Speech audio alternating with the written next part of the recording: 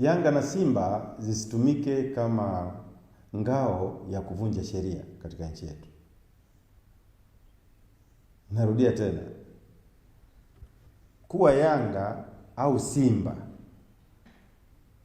isiwe ngao ya kuvunja sheria katika nchi yetu.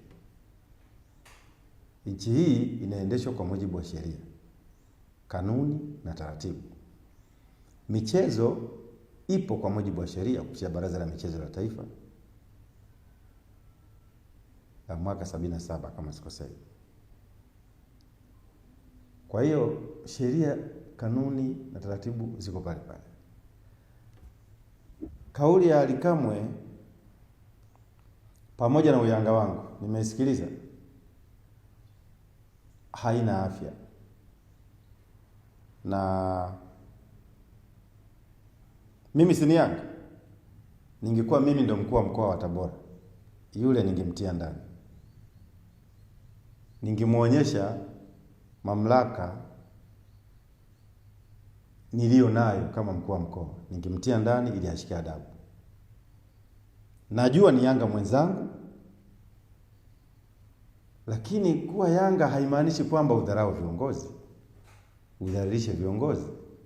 Kwamba wewe ukishakuwa Yanga au Simba unaweza ukamtukana mkuu wa mkoa, ukamtukana waziri, ukamtukana hata rais kwa sababu tu wewe ni Yanga au Simba. Hatuwezi kuendesha mpira kwa namna hiyo.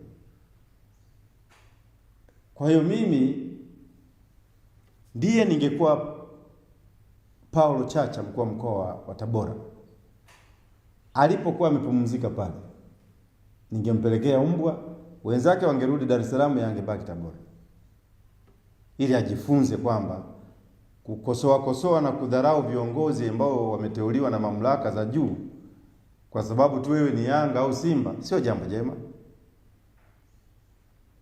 Na mimi nasema tusientertain haya mambo ya hovyo haya kwenye mpira.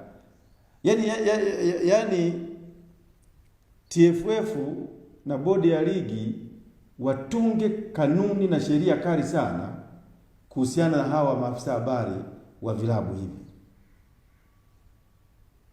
Mimi sijawahi kusikia msemaji wa Mji Mpwapwa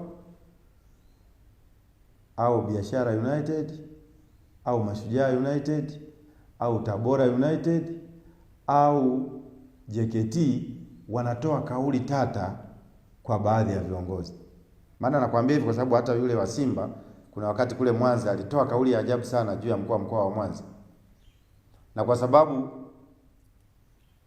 moja tatizo la nchi yetu hii, tumejiingiza kwenye siasa kwa sababu ya siasa. Yaani tumejiingiza kwenye siasa kwa sababu ya siasa.